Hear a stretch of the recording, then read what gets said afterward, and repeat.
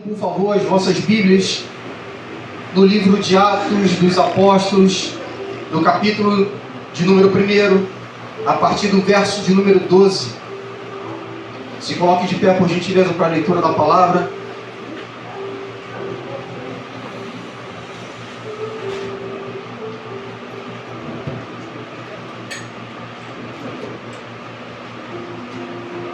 Quero trazer uma palavra evangelista, mas de cunho pastoral. Porque não há crescimento sem instrução. Não há alargamento de tendas sem a boa mão do Senhor estar nos instruindo. E eu creio que nessa noite o Senhor vai nos direcionar, vai direcionar esse ministério para um novo tempo. Guardem a data desse dia. Guardem o evangelismo que foi anunciado nesse bairro. Lá na frente vocês vão lembrar do evangelismo e vocês vão lembrar desse culto, porque esse culto aqui ele é profético. Aleluia. Atos dos Apóstolos, capítulo 1, verso de número 12. Então voltaram para Jerusalém, do monte chamado das Oliveiras, o qual está perto de Jerusalém, à distância do caminho de um sábado. E entrando subiram ao cenáculo, onde habitavam Pedro e Tiago, João e André, Filipe e Tomé, Bartolomeu e Mateus, Tiago, filho de Alfeu, Simão o Zelote e Judas, filho de Tiago.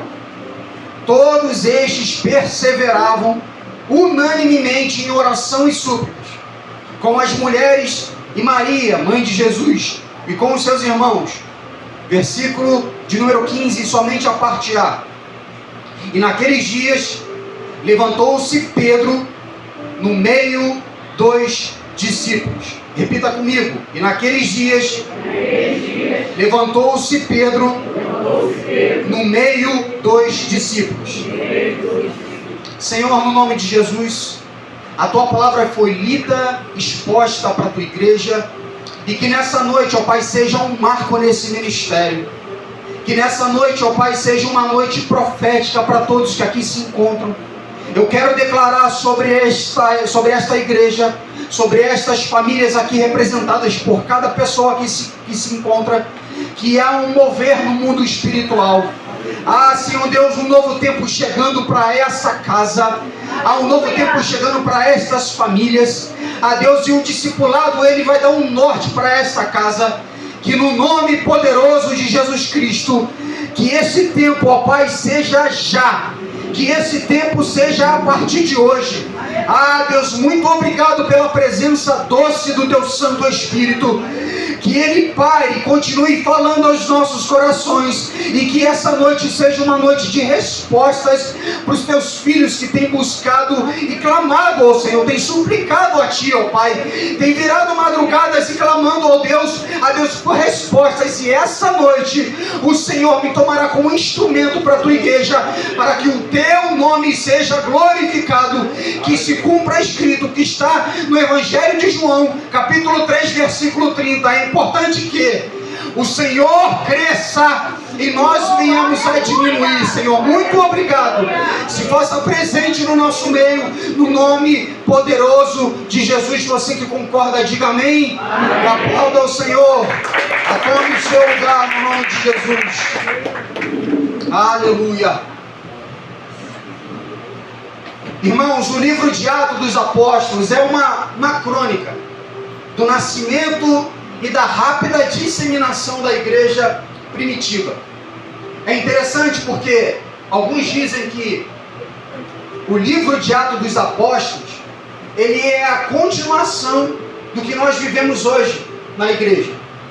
Ela é uma reticência. A partir do capítulo de número 28, aonde se finda esse livro, nós damos a continuidade para aqueles discípulos que se levantaram, permaneceram de pé, melhor dizendo, para quando Jesus ascende aos céus para ficar em definitivo, até a sua volta, até a sua segunda volta, ficar sentado à direita de Deus Pai.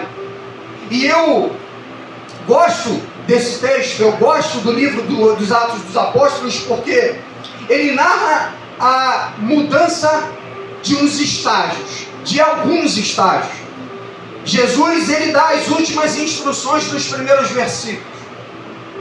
Antes antes dele subir para ficar assentado à direita de Deus Pai, Jesus morre. É narrado no Evangelho de João que ao terceiro dia, quando ele ressuscita, até essa cena em Atos 1:4, Atos 1:5, Jesus subindo, ele passa um período de 40 dias com os discípulos. Ele se apresenta para algum deles, dentro da casa, no meio do caminho. Em alguns lugares ele se apresenta para continuar instruindo, continuar depositando sobre a vida dos discípulos aquilo que era necessário para que essa igreja primitiva desse certo e desse continuidade até que chegasse os dias de hoje. Eu gosto disso porque esses 40 dias foram importantíssimos, porque alguns sermos de mensagem foram necessários para que Jesus colocasse, outorgasse sobre cada um daqueles 12 que foram levantados para aquele tempo darem continuidade. Quais coisas são essas, pastor? Preparação dos discípulos para um estabelecimento do reino de Deus sobre essa terra. Não há mudança de vida sem a pregação do Evangelho. Não tem como querermos mudança de vida de pessoas sem a ministração da poderosa palavra de Deus. Lucas 24:49 vai dizer: eis que sobre vós envio a promessa de meu Pai. Havia uma ordem da parte de Cristo para os discípulos. Por quê, pastor? Porque Jesus bem sabia que o momento dele havia chegando, estava próximo de chegar. Não era o momento da morte, porque o momento da morte e ressurreição já havia acontecido. Era o momento da ascensão dele e da descida da promessa do Espírito Santo. A ordem era: ficai em Jerusalém, até que do alto sejais revestidos de poder. Um grande mal que nós temos como discípulos de Cristo é escutar uma promessa lançada do altar sobre as nossas vidas e nós queremos que ela se cumpra a partir do momento que nós atravessemos as portas desse templo. O grande mal da igreja dos dias de hoje é nós querermos que as palavras que são lançadas do altar se cumpram antes de nós entrarmos dentro dos nossos lares, antes que a viração do dia chegue. Nós estamos mais preocupados em receber a bênção do que nós nos prepararmos para recebermos as bênçãos da maneira que Cristo quer. Jesus instruiu esses discípulos durante 40 dias, mas havia uma ordem para que a promessa do Espírito Santo sejasse outorgada sobre a vida deles. E qual era essa promessa, pastor? Ficai em Jerusalém, até que do alto sejais revestido de poder. Havia uma promessa, sim ou não? Estabelecida pela parte de Cristo aos seus discípulos, sim ou não? Mas eles queriam receber esse poder do Espírito Santo de imediato. E não é assim que funciona. E acho lindo esse texto porque quando Cristo começa a dar as últimas instruções, pastor Claudemir, em Atos 1, do primeiro versículo até o versículo de número 5, do número 6, eu imagino a cena. Eu sou meio louco, tá? Eu prego andando, vocês me desculpem. Eu gosto de fazer algumas conjecturações sem ferir o texto para não causar nenhum tipo de heresia. Mas eu fico imaginando Jesus falando para os discípulos que estão ali, pastora Janice, e Jesus subindo, Jesus instruindo, os discípulos recebendo e Jesus subindo, e o Deus Pai Todo-Poderoso esperando o seu filho para que se assentasse com ele na ceia que já está preparada lá em cima. E os discípulos automaticamente com medo, porque sabiam que ele havia morrido. Muitos deles, no período que Jesus foi morto e crucificado, alguns voltaram para as suas profissões porque esqueceram do que Jesus havia falado, que convinha que o Cristo padecesse, convinha que o Cristo morresse. Mas eles haviam esquecido de um grande detalhe, que ao terceiro dia ele havia de ressuscitar. Só que alguns voltaram para pescar, voltaram para as suas aldeias, voltaram para os seus afazeres, mas esqueceram que havia uma instrução da parte dele. Jesus volta, ressuscita, se cumpre a palavra que estava escrita outrora pelo profeta Isaías.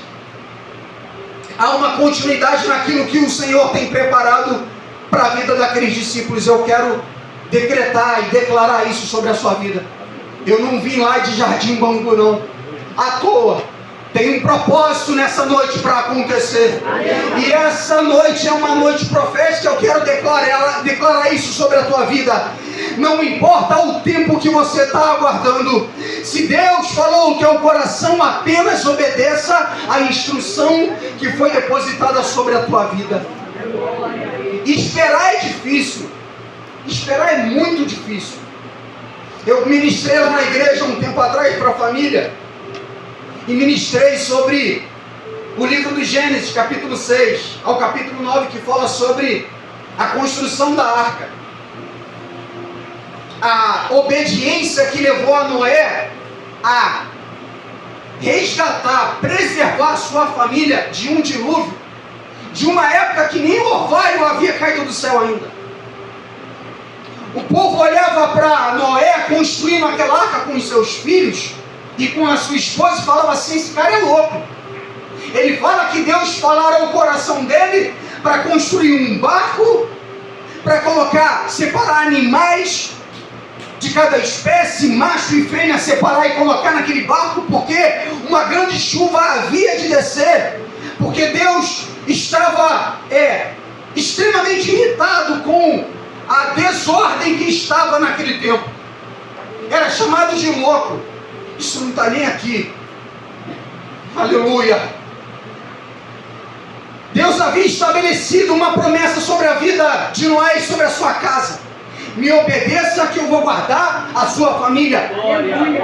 Ele construiu aquele barco. E é interessante quando eu falo de esperar, e eu vou voltar para o texto, eu digo assim: se eu pudesse trocar meia dúzia de prosa com Deus, eu falava assim: Senhor,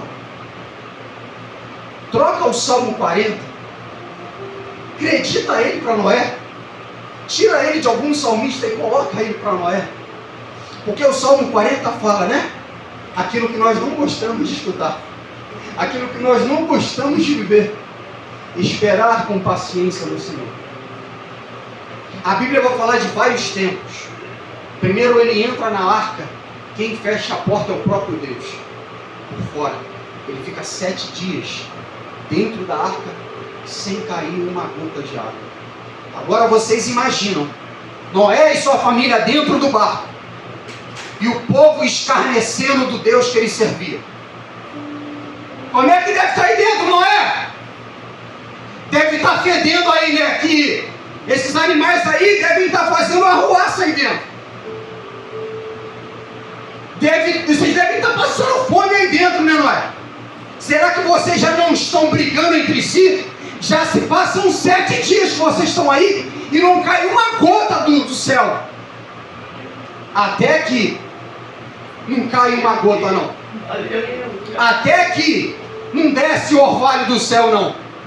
Até que um dilúvio, as comportas do céu se rasgam e toma aquele povo que fazia desordem contra o Deus de Israel.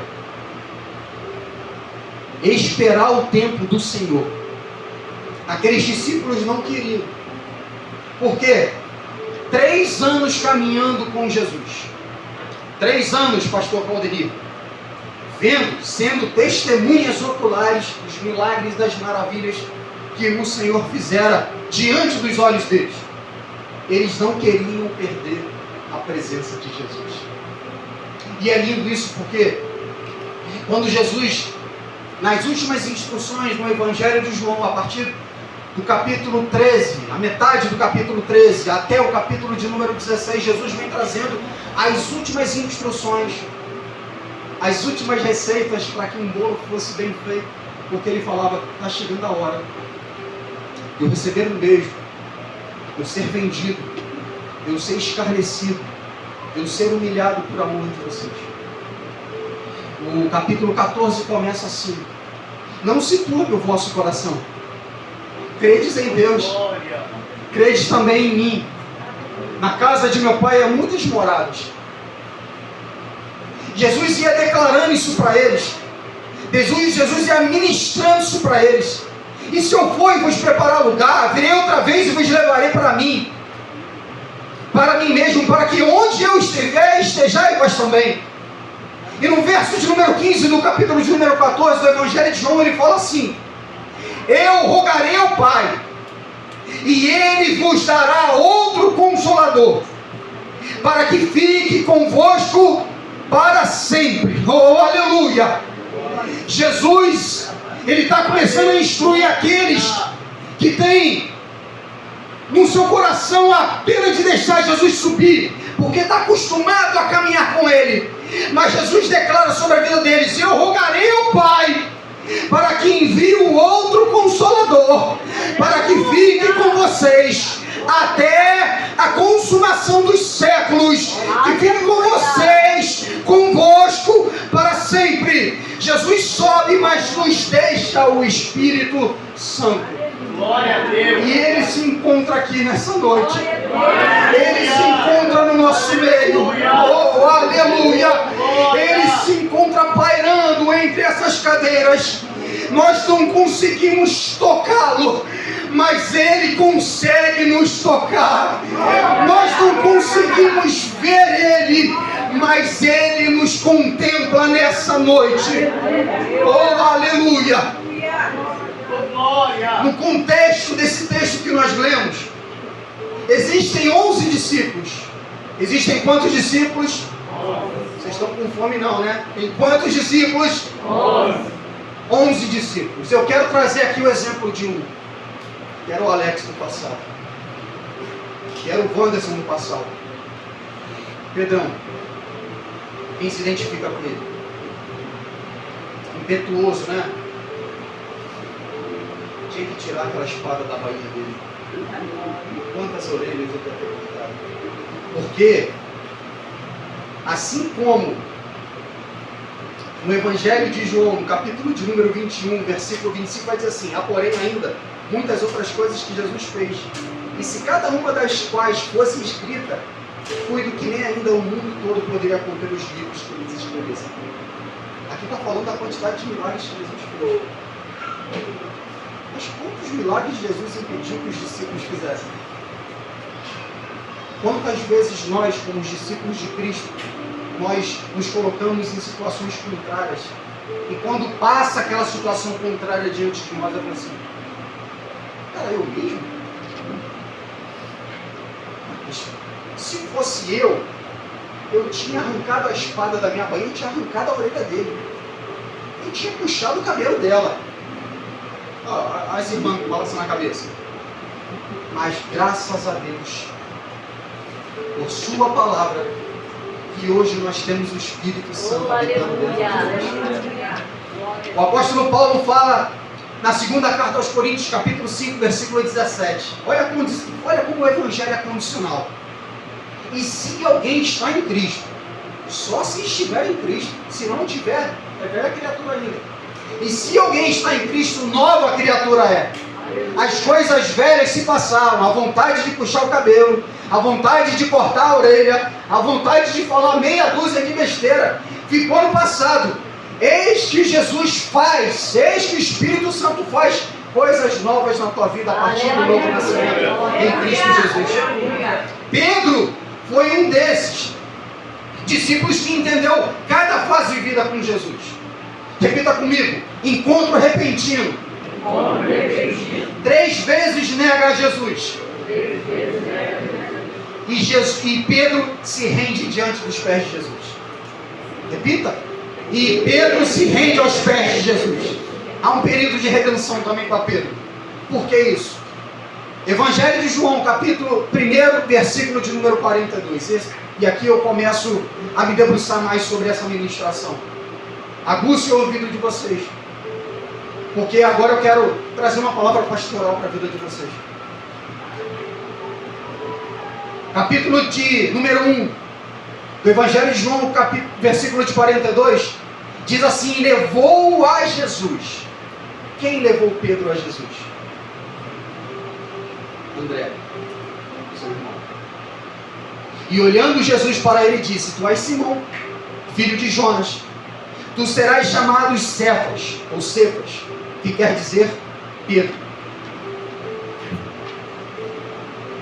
Quem foi o André que te apresentou a Jesus? Há 5, 10, 15, 20, 30, 40 anos.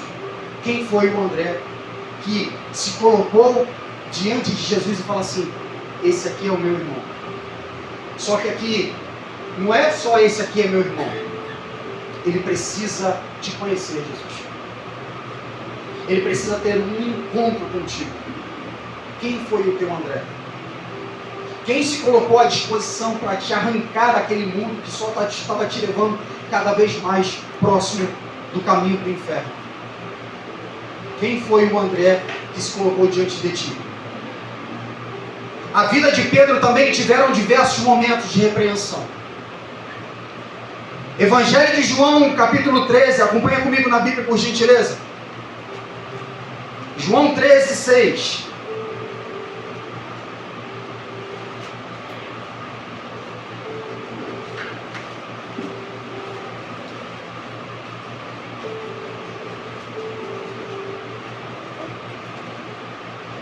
João 13, 6. Eu cito Jesus nessa palavra. Aproximou-se, pois, Simão Pedro e lhe disse: Senhor, tu lava-me os pés a mim? E respondeu Jesus e disse: o que eu faço não sabes tu agora, mas tu saberás depois. Disse-lhe Pedro: nunca me lavará os pés. Respondeu-lhe Jesus: se eu não te lavar, não tens parte comigo. Disse-lhe Simão Pedro: Senhor, não só os meus pés, mas também as mãos e a cabeça. Disse-lhe Jesus: aquele que está lavado não necessita de lavar senão os pés, pois do mais todo está limpo. Ora, vós estáis limpos, mas não a todos.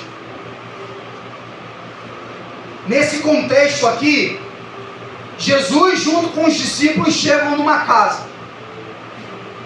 Acuse seus ouvidos. Jesus entra na casa. Jesus percebe que naquela casa não tem um servo com uma bacia, com água e uma toalha para lavar os pés dos viajantes. Jesus aproveita oportunidades para demonstrar para mim e para você como nós devemos nos comportar como os servos, como os discípulos.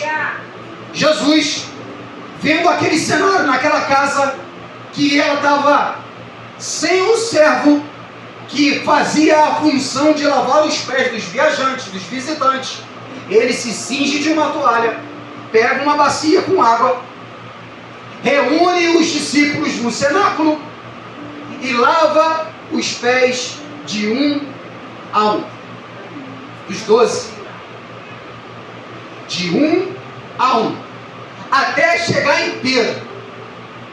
Pedro, como eu disse, ele é aquele camarada impetuoso, inquieto, aquele camarada que recebe uma palavra, para ele processar e obedecer, ele prefere primeiro se posicionar com os seus achismos, para depois discernir se a palavra que foi lançada sobre ele vai fazer bem para ele ou não. Jesus se coloca e fala para ele: Pedro, coloca teu pé aqui que eu vou lavar. Não, Senhor. Tipo assim, o Senhor vai lavar os meus pés? Eu, pecador, impetuoso, raivoso, eu que era aquele homem que estava lá atrás e fazia coisas horrendas. Não, o Senhor não é digno de lavar meus pés. E Jesus dá uma instrução para ele com o texto que nós lemos. Mas mais do que Pedro, Jesus tem que lavar os pés dos 12. E na parte B do versículo de número 10 vai dizer assim: ora, vós estáis limpos, mas não todos. Jesus aqui está falando de quem? De quem? De Judas Iscariotes. Agora eu pergunto para você, IVEC, Igreja do Senhor, Igreja do Deus vivo. Você lavaria os pés de Judas? Eu gosto muito nas minhas mensagens de usar retórica, que é o poder de eu lançar uma pergunta para você e você dentro de você mesmo, com o contexto de vida que você tem, com os conflitos internos que vocês têm, que eu tenho, nós produzimos em nós algo que é aquilo que Jesus quer que nós façamos. Lave os pés de Judas. Não olhe para Judas. Sirva a Judas. Ah, mas ele vai... Sirva a Judas. É melhor obedecer. É melhor obedecer do que querer sacrificar. É melhor nos colocarmos na posição de servo obediente do que aquele que está achando que está fazendo o que Cristo quer e lá na frente encontrar a Deus um momento que vai se desviar dos caminhos do Senhor. E o Senhor vai trazer à tua memória o momento que Ele pediu para tu lavar os pés de Judas. Pedro inicialmente não permite a Jesus lavar seus pés. Pedro não tinha filtro, impetuoso, às vezes sem limites, agia sem pensar, mas mesmo assim Jesus não abriu mão de Pedro. Eu estou aqui para falar para você nessa noite que Jesus não desistiu de Pedro naquela época. Eu vim lá de Jardim Bom para dizer para você que Jesus também não desistiu de você. Talvez você entrou aqui por essas portas e você ainda adolescente, jovem, irmã, irmão, você está sem o seu marido, você está sem a sua esposa, os filhos estão sem os pais, mas eu quero, como profeta nesse tempo, declarar sobre a tua vida que essa cadeira que está vazia do teu lado, ela vai ser preenchida. Ou melhor, pastor, já providencia comprar mais cadeiras, porque essas cadeiras que estão aqui não são suficientes. Ou até melhor, já prepara até outro lugar, porque essa igreja vai ficar pequena para comportar a quantidade de pessoas que entrarão para aqui. Enquanto vocês não vão sair, vão ter gente em pé glorificando, mas não vai reclamar porque está em pé, não, porque vai estar recebendo a palavra que sai do altar, a palavra que conserta, que instrui, que dá direção. A palavra de Deus traz isso para as nossas vidas. Lave os pés dos Judas, seja obediente. Jesus não vai desistir de você e não vai desistir da tua casa. De todas as instruções do capítulo de número 13 do Evangelho de João até o capítulo de número 16, há um texto no Evangelho de João que eu acho sublime. Tirando o texto áureo, João 3,16, eu acho o texto mais emblemático para aquele que gosta de ganhar vidas com solidariedade discipular. Quem gosta de ganhar vidas aqui, levanta a mão. Quem gosta de evangelizar aqui, levanta a mão. Quem gosta de ser obediente à vontade de Deus, levanta a mão. Louvado seja o teu nome, Jesus. Evangelho de João, capítulo 15, versículo 16, vai dizer assim: palavras de Jesus. Não foste vós, Wanderson, que escolheste a mim, mas eu vos escolhi a vós, e vos nomeei, para que vades e deis fruto, e o vosso fruto permaneça, a fim de tudo quanto em meu nome perdides ao Pai, Ele vos concederá. Olha o poder que tem essa palavra, irmãos.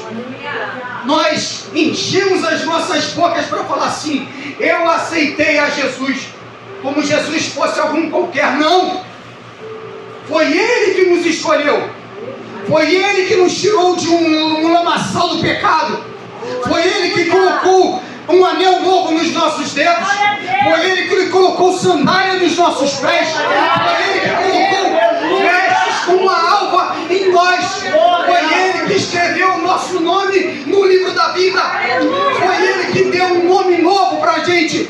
Foi Ele que falou no Salmo de 139, antes, quando eram mesmo substâncias informes, ou seja, quando ainda não éramos gerados, o Senhor já tinha preparado o nosso nome e ele estava escrito na palma das vossas mãos. Oh, aleluia! Você não era nem projetado pelos teus pais, os teus avós não eram nem projetados por eles, mas o nome dele já estava escrito na palma da mão do nosso Deus. Há um Deus que cuida de cada detalhe, irmãos. Não passa nada despercebido aos olhos do nosso Deus. Há um Deus que cuida de nós em cada detalhe. Há um Deus que dá a direção para nós em cada detalhe. E aqui eu quero caminhar para o fim. Quero compartilhar 3 características que a gente pode extrair desse texto. De João 15:16. Que se assemelha a Pedro e que se reflete em nós.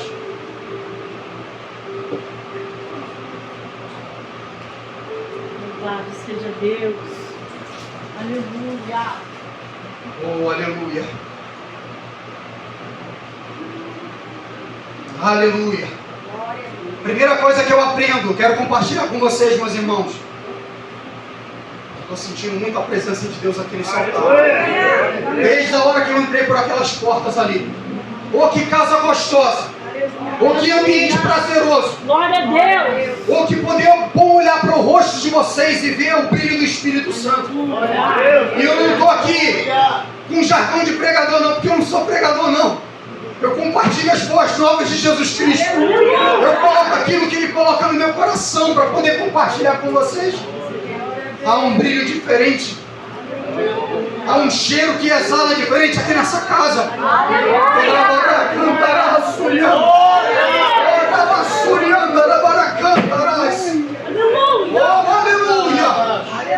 Aleluia!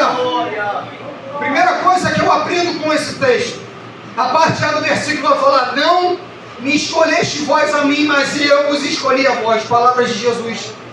Há um chamado específico para cada um de nós. Quando Jesus já falou no Evangelho de João que há muitas moradas, e que Ele está preparando um lugar para vir resgatar a sua amada igreja, Jesus está falando assim: há espaço para todo mundo. Não tem por que brigar. Não tem por que dizer que o meu departamento é melhor que o outro departamento. Quando a igreja está em unidade, se reflete no trabalho que foi feito ontem aqui. Se vidas se converteram ou não, sementes foram lançadas nos corações da igreja. A nossa voz tem o poder, através do Espírito Santo, de ir na divisão da alma, onde juntas e medulas, aonde o pensamento do homem não consegue discernir, a palavra de Deus tem esse poder. Um dia essa palavra aqui entrou no meu coração. Um dia essa palavra aqui fez morada no meu coração. Um dia essa palavra aqui me cortou ao meio.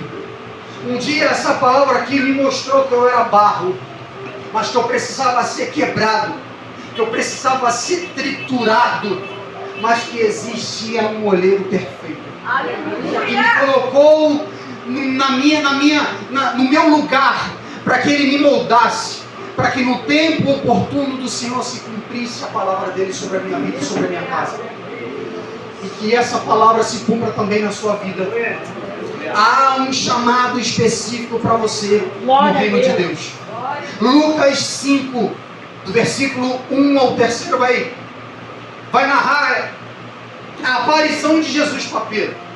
O que lá em João 1,42, André já apresenta Pedro a Jesus. Aqui em Lucas 5, de 1 a 3, obviamente ele fala em mais versículos, mas eu quero me ater isso aqui. Jesus se apresenta para Pedro e pede o barco dele emprestado. Porque aqui tem uma questão, porque na época de Jesus não tinha microfone. Na época de Jesus, vocês me ouvem bem? Na época de Jesus, ele era estratégico para poder ter a tonacidade da sua voz alcançada pela multidão que o acompanhava.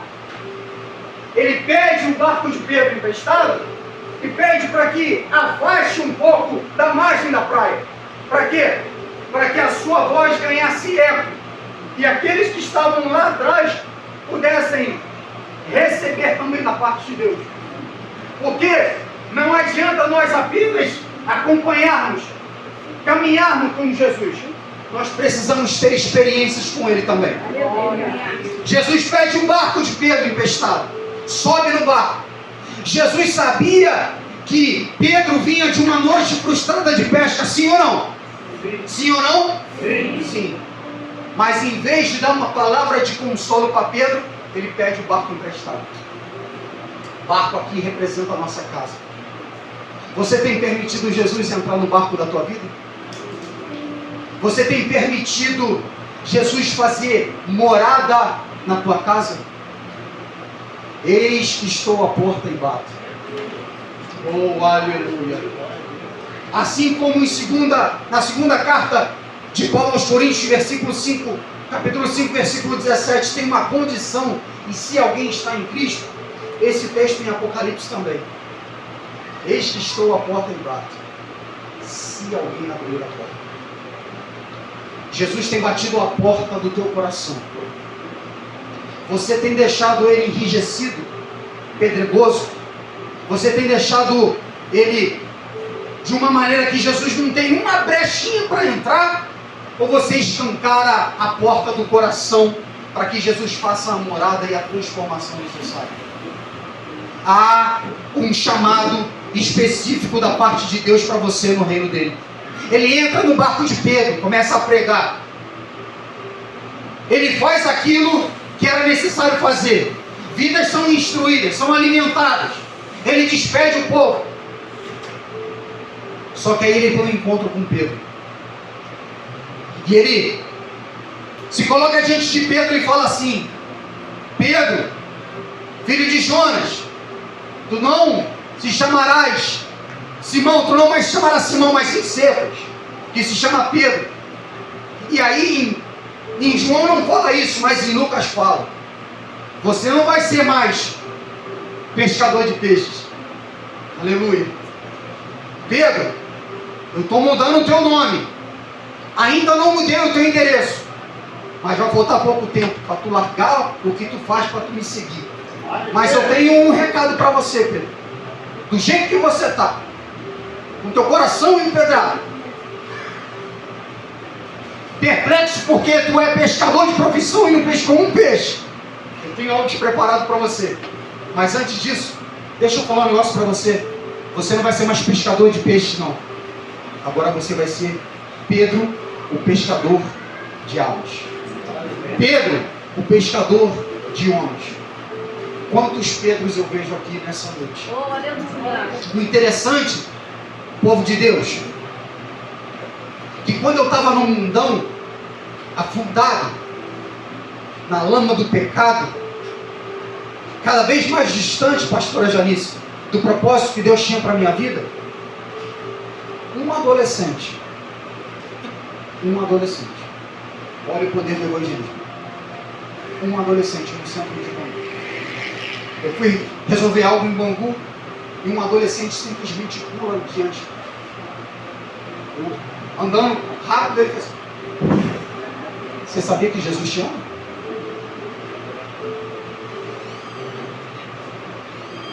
Me desconcertou. Um menino de 12 ou 13 anos. Você sabia que Jesus te ama? Você sabia que ele pode mudar a história da tua vida? E ele segurando o flyerzinho, eu segurando também, eu gelado por dentro, porque eu estava debaixo de uma palavra, desde os meus 13 anos.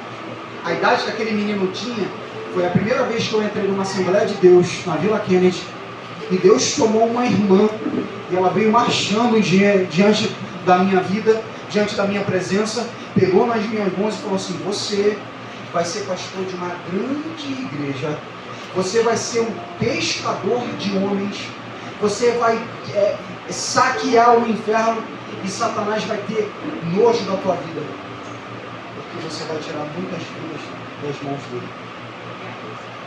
Aquela palavra entrou aqui, sabe? Eu não sabia quem era Satanás, eu não sabia o que era pescador de homens, eu não sabia o que era a irmã do pote, eu não sabia o que era vir marchando, eu não sabia o que era entregar profecia, mas hoje eu vejo uma irmã do pote e eu já vejo: você está vem na minha, eu estou aqui. Aquele adolescente lançou uma semente no meu coração. Só que só veio germinar, de fato, 16 anos depois, aonde eu não tinha mais saída. E um amigo fez comigo uma aliança com Deus. Eu comecei a escutar desse Deus. De um Deus que tinha um chamado específico para a minha vida. E no dia 24 de novembro de 2011, eu tive um encontro com Jesus. Fui ministrado, eu tive um PNL com Ele, um lugar de encontro com Deus. Aonde eu pude, face a face, colocar as minhas marcas, as marcas que foram produzidas em mim, as marcas que eu produzi nos outros, e Deus falava comigo: há um processo na tua vida e ele vai ser doloroso. Tem um chamado específico para nós, independente da dor, independente do que você precisa fazer. Creia que Deus, Ele tem segurado na tua mão, com um braço forte, mão erguida, dizendo para você assim: eu estou contigo, você vai conseguir. Segunda coisa é o caminho para o final. A parte B do versículo diz: e vos nomeei para que vades e deis fruto, e o vosso fruto permaneça. Ele te chama para a expansão do reino de Deus. Antes eu falei que há um chamado específico para você. Agora eu falo para você que Ele te chama para essa expansão, porque você já entendeu que você tem um lugar. Você não pode, de repente, não ter achado esse lugar, mas o Espírito Santo nessa noite vai te mostrar qual é o teu lugar, aqui nesta casa. O Espírito Santo vai te mostrar o lugar que você precisa ajudar os pastores dessa casa, porque essa casa aqui precisa largar as tendas. E Deus tem pressa para fazer aqui nessa casa o que Ele tem já separado no reino de Deus, o que Ele já tem separado no mundo espiritual. Mas o pastor Claudemir e a pastora Janice precisa de vocês. Ele nos chama, Ele nos comissiona e Ele nos nomeia. Esse versículo ele fala sobre nomeação, sobre chamado, comissionamento e preparo. Há uma estrutura aqui nessa igreja. Tudo isso aqui se chama comissionamento. Esse ar-condicionado que tem aqui, ele tem X mil BTUs. Então ele foi projetado para X metros quadrados, que é a área versus o pé direito dessa área. Assim somos nós. Jesus nos prepara para irmos em lugares porque Ele nos comissiona antes. Nós às vezes chegamos em determinados lugares. Nunca que eu pensei em pegar um microfone na mão, subir no altar e ministrar a palavra. Nunca passou nos meus melhores sonhos ser pastor de uma igreja. Nunca nos meus melhores sonhos eu imaginei ter uma família. Nunca nos meus melhores sonhos eu imaginei ser pai de uma menina. Nunca nos meus melhores sonhos eu imaginei ser pescador de homens. Nunca nos meus melhores sonhos eu imaginei ser obediente à vontade do meu pai.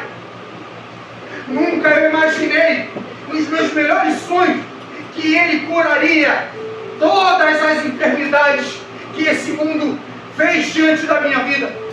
Nunca nos meus melhores sonhos eu imaginei que eu ia ter o meu nome e da minha família escrito no livro da vida. Quando eu entendi que é melhor obedecer do que sacrificar, eu comecei a colher os frutos da obediência. Deus tem um chamado específico para você. Deus te chama para a expansão do reino de Deus. Repita comigo: eu sou escolhido. Eu sou escolhido. Eu sou preparado. Eu sou preparado. E eu serei indicado. Deus vai começar a perturbar o sono de muita gente por causa de você. Deus tem preparado um tempo para a tua vida que Ele vai usar pessoas para te abençoar. Deus não vai usar o mastro dessa bandeira para abençoar a tua vida, não. Deus não vai usar esse microfone para abençoar a tua vida, não. Deus usa pessoas para nos abençoar. Eu quero decretar isso sobre a tua vida nessa noite. Deus tem preparado um tempo onde Ele vai levantar Boazes para poder abençoar, alimentar o teu ministério. Deus vai levantar profetas para declarar palavras proféticas para a tua vida, para a tua casa, para um novo tempo que está estabelecido em nome de Jesus. Você recebe essa palavra? Na palavra do Senhor, recebe. Aleluia. A última parte eu termino. A fim de que tudo quanto em meu nome perdirdes ao Pai, Ele vos conceda. Há uma recompensa em servir a Deus.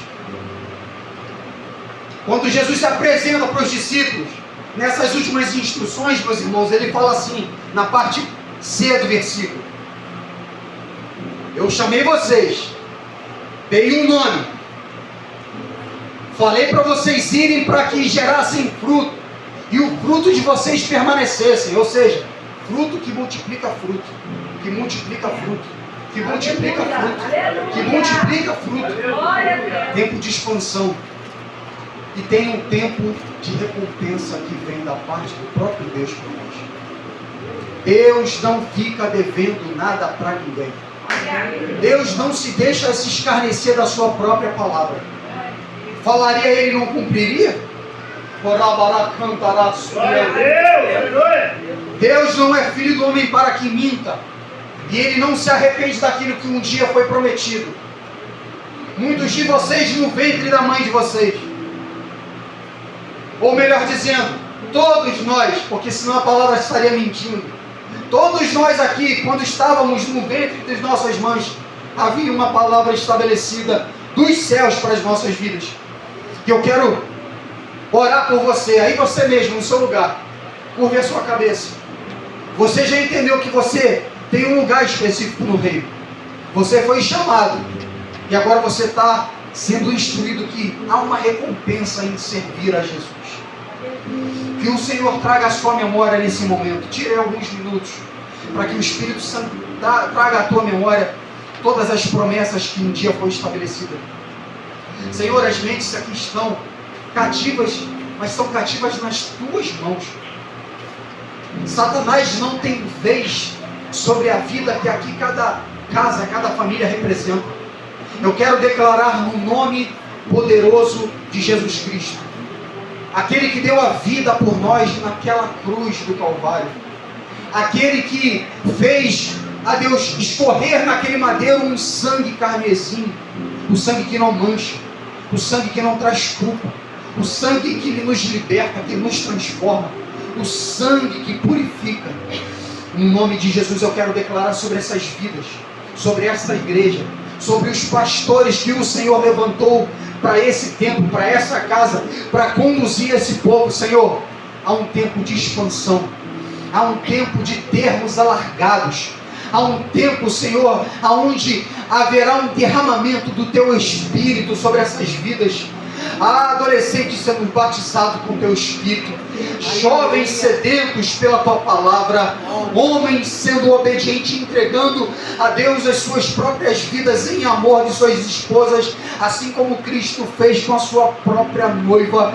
Ó Espírito Santo de Deus, muito obrigado por essa palavra, Senhor, que essa palavra faça a Deus um crescimento num tempo oportuno nesta casa, neste ministério, para que o Teu nome seja glorificado. Ó Espírito Santo, muito obrigado, mas para que se cumpra, ó Senhor, a Deus, tudo aquilo que foi ministrado nessa noite, Jesus, que essa igreja esteja em obediência, sensibilidade em ouvir a Tua voz, Deus, e continuar fazendo, Deus, e cumprindo os desígnios que o Senhor colocou no profeta dessa casa. Você que concorda, diga amém. Amém.